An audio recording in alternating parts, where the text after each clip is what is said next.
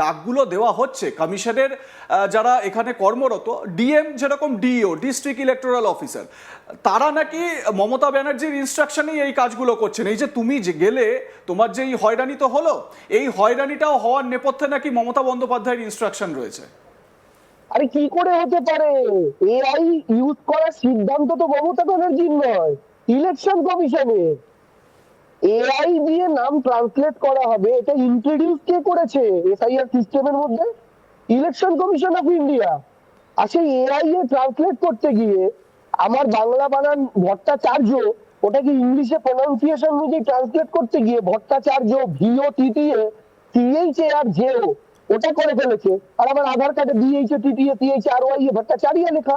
তো ভট্টাচার্য ভিও টিটিএ আর BHA TTA মিলছে না, ডেকে পাঠিয়েছে। কে ইন্ট্রোডিউস করেছে এটা? মমতা ব্যানার্জি ডিএম তো বুঝলাম, এআই তো মমতা ব্যানার্জি ইন্ট্রোডিউস করেনি এসআইআর এ। প্রথম বক্তব্য। 2 নম্বর বক্তব্য হচ্ছে, একজন 5জন বা 6জন সন্তান, সে যদি একজনকে বাবা বলে দেখায়, তাহলে এতজন সন্তান একজনকে বাবা বলে ডাকছে, এটাকে লজিক্যাল ডিসক্রিপেন্সির আওতায় ফেলা হয়েছে। এই নিয়মটা কে এনেছে যে 5জন 6জন 7জন সন্তান যদি একজনকেই বাবা বলে চিহ্নিত করে থাকে 2002 এর লিঙ্কিং এর সময়, তাহলে সেটা লজিক্যাল ডিসক্রিপেন্সির আওতায় ফেলা হবে, সন্দেহজনকের আওতায় ফেলা হবে। এই নিয়মটা তো নির্বাচন কমিশন এনেছে। এবার আপনি আমাকে একটা কথার জাস্ট উত্তর দিন। সেটা হচ্ছে বিহার ভারতবর্ষের মাটিতে ফার্টিলিটি রেটে 1 নম্বর রাজ্য। অর্থাৎ আমাদের দাদুদের জেনারেশনে 7টা 8টা সন্তান দেখা যেত। আমি আমার বয়সের হিসাবে বলছি, আমার বাবাদের জেনারেশনে 2 থেকে 3টে সন্তান, আর আমাদের জেনারেশনের যাদের সন্তান সন্ততি হচ্ছে 0 থেকে 1। এটা অঙ্ক সবাই জানি আমরা। বিহার এমন একটা স্টেট যেখানে আজকের জেনারেশনেও 5টা বাচ্চা দেখা যায়। তাহলে তার বাবা তার দাদুর জেনারেশন কল্পনা করুন। তো যে বিহারে বাবা বা দাদুরা 17-18টা করে বাচ্চার জন্ম দিয়েছে, সেই 17টা-18টা বাচ্চা হয় বিহারকে আপনি লজিক্যাল ডিসক্রিপেন্সির আওতায় ফেললেন না। কিন্তু সবচেয়ে কম ফার্টিলিটি থাকা একটা রাজ্য পশ্চিমবঙ্গ, সেখানে যেখানে আজকের জেনারেশন 2-3টে বাচ্চা, দাদুদের আমলে 5টা-7টা বাচ্চা, সেটাকে লজিক্যাল ডিসক্রিপেন্সির আওতায়। দেবাংশু, তুমি আমার সঙ্গে থাকো। অবশ্যই এই লজিক্যাল ডিসক্রিপেন্সি নিয়ে অনেক বিস্তর অভিযোগ রয়েছে, অনেক বক্তব্যও রয়েছে। অভিষেক বাবু, আপনার কাছেও আমি আসবো, তবে এই মুহূর্তে আমার সঙ্গে বিজেপির তরফ থেকে বিজেপি নেতা আলী হোসেন আমাদের সঙ্গে যোগ দিয়েছেন অনলাইনে। আমি একটু আলী হোসেনের কাছে যাব। আপনার কাছে যেটা প্রশ্ন আমার, সেটা হচ্ছে গিয়ে যে এই যে অভিযোগটা আপনাদের সর্বভারতীয় সভাপতি করলেন, এবং আমরা শুভেন্দু অধিকারীকেও এই অভিযোগ করতে দেখেছি, তিনি বলছেন যে মমতা বন্দ্যোপাধ্যায়ের নির্দেশেই নাকি ডিএম এসডিওরা এই কাজগুলো করছে, মানুষকে হয়রানি করছে। আমি যদি সেই অভিযোগটাকে সত্যতা মেনেও নিই, বা সেই অভিযোগের সারবত্তা যদি ধরেও নিই, আমাদের সঙ্গে যোগাযোগ কি বিচ্ছিন্ন হয়েছে? আমরা আবারও যোগাযোগ করার চেষ্টা করছি। আমি একটু অভিষেক বাবুর কাছে এবারে আসবো। অভিষেক বাবু, এই যে অভিযোগ, পাল্টা অভিযোগের যে বিষয়টা, একটু এই জায়গাটায় আপনার কাছে জানতে চাইবো যে এই যে অভিযোগটা বিজেপির তরফ থেকে করা হচ্ছে যে নির্বাচন কমিশন পরিচালনা করছে মমতা বন্দ্যোপাধ্যায়ের অ্যাডমিনিস্ট্রেশন, বিভিন্ন যে অভিযোগগুলো করা হচ্ছে, পশ্চিমবঙ্গে এসআইআর করার ক্ষেত্রে কমিশনের যে ভূমিকা, সেই ভূমিকাটা কি আপনারা দেখুন, আপনারাও রাহুল গান্ধীও ভোট চুরির অভিযোগে সরব হয়েছেন, ডেটা ধরে ধরে দিয়ে দিয়েছেন কোন কোন জায়গায় কিভাবে ভোট চুরি হচ্ছে। প্রশ্ন হচ্ছে যে পশ্চিমবঙ্গে যে এই রকমের কাণ্ড হতে পারে, বিহারে এসআইআর করা, যেখানে একটা ফেভারেবল সরকার রয়েছে এনডিএর, আর পশ্চিমবঙ্গে যেখানে প্রবল বিরোধী একটা সরকার রয়েছে, সেখানে এসআইআর করার মধ্যে তো পার্থক্য রয়েছে। এখানকার মানে অ্যাডমিনিস্ট্রেটিভ যারা অফিসাররা রয়েছেন, তারা তো মমতা বন্দ্যোপাধ্যায়ের নির্দেশে কাজ করবেন, খুব স্বাভাবিক। এই বিষয়গুলো কি কমিশন জানতো না? মানে এখানে কাজ করার ক্ষেত্রে গ্রাউন্ড ওয়ার্কটা ঠিকঠাক কি করেনি? আপনি সেটা শুরুতেই বললেন যে district magistrate by virtue of his post হচ্ছে ডিইও বটে। DEO reports to CEC, central election commission.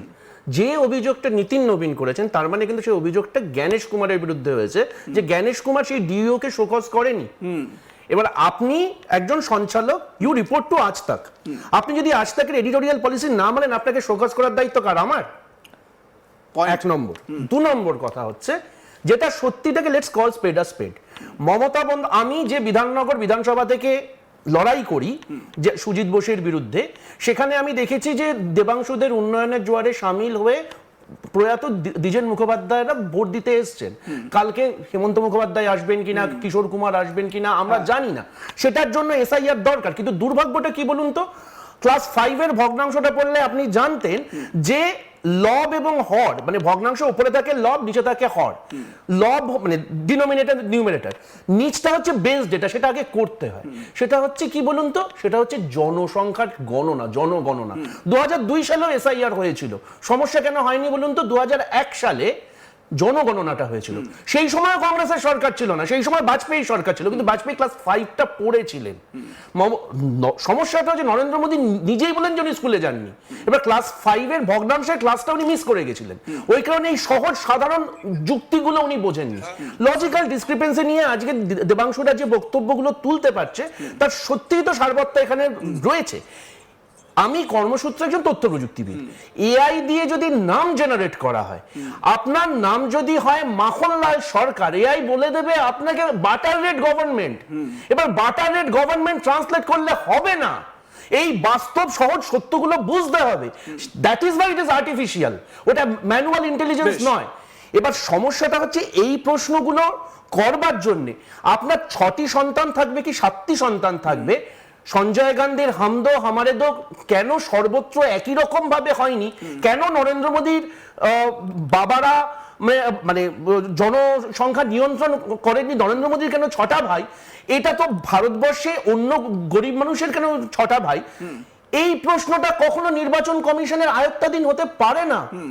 হয় আপনার কাছে ডকুমেন্ট আছে অথবা ডকুমেন্ট নেই। যে চন্দ্র বোসের কথা বললো, চন্দ্র বোস নেতাজির নাতি হওয়ার সঙ্গে সঙ্গে 2019-এর বিজেপির প্রার্থী হয়েছিল। 2019-এ বিজেপি প্রার্থী করার সময় ডকুমেন্ট দেখেন, সেখানে লজিক্যাল বা ইললজিক্যাল ডিসক্রিপেন্সি পাইনি, এবং তাকে নমিনেশন দেওয়ার সময়, আমি নিজে ভোটে লড়েছি, 5টা ডকুমেন্ট লাগে। ইলেকশন, দেবাংশু ভোটে লড়েছে, ওকে প্রশ্ন করুন ইলেকশন কমিশনকে এফিডেভিট দিতে হয়, সেই এফিডেভিটে যদি সম্পত্তির খতিয়ান সবকিছু সেখানে দাঁড়িয়ে চন্দ্র বোসের কাছে সেটা আছে। 2000 চন্দ্র বোস তো জাস্ট এখন 18 বছর হয়েছে তা নয়। বেশ, আমি ঠিক এই জায়গা থেকেই আমি একটু বিজেপির যিনি রয়েছেন আলী হোসেন, বিজেপি নেতা, তার সঙ্গে একটু কথা বলে নেব। আলী সাহেব, আপনার কাছে খুব সহজ সরল একটা প্রশ্ন। আপনাদের সর্বভারতীয় সভাপতি প্রশ্ন তুলছেন, আপনাদের বিরোধী দলনেতা, আমাদের রাজ্যের বিরোধী দলনেতা শুভেন্দু অধিকারী, তিনি প্রশ্ন তুলছেন যে মমতা বন্দ্যোপাধ্যায় নিজের অ্যাডমিনিস্ট্রেশনকে কাজে লাগিয়ে এই ধরনের হয়রানিগুলো করছে, ইলেকশন কমিশনের কাজ করছে না এই এসডিও ডিএওরা। আমার প্রশ্ন আপনার কাছে যে এই বিষয়গুলো যে এই রাজ্যে হতে পারতো, এই বিষয়গুলো কি আপনাদের ধারণা ছিল না? শুভেন্দু অধিকারীর কাছে কি ধারণা ছিল না? যদি এই অভিযোগগুলো ধরে উনি সত্যি, এই ধারণাগুলো তো নিশ্চিত আপনাদের কাছে থাকার কথা। দেখুন, মাননীয় শুভেন্দু অধিকারী যে সমস্ত কথাগুলো বলছে, এটা সম্পূর্ণ আমাদের ভারতীয় জনতা পার্টির, আমাদের দলের কথাই বলছে। উনি দলের বাইরে কিছু বলেননি, ধারণার বিষয় নেই। যে দেখুন, এসআইআর পর্ব চলাকালীন আমরা দেখতে পাচ্ছিলাম, প্রথমেই মমতা বন্দ্যোপাধ্যায় ইনি এসআইআর করবেন না বলে তিনি ঠিক করেছিলেন। মমতা বন্দ্যোপাধ্যায় তার যে পুলিং এজেন্ট, যাকে বলা হয় বিএলও, আমরা যাকে বলি সংক্ষিপ্ত ভাবে, বিএলওদের মমতা বন্দ্যোপাধ্যায় রিক্রুট করবেন না বলে ভুলভাল বিএলও নিয়োগ করে দিলেন, আশাদের নিয়োগ করে দিলেন।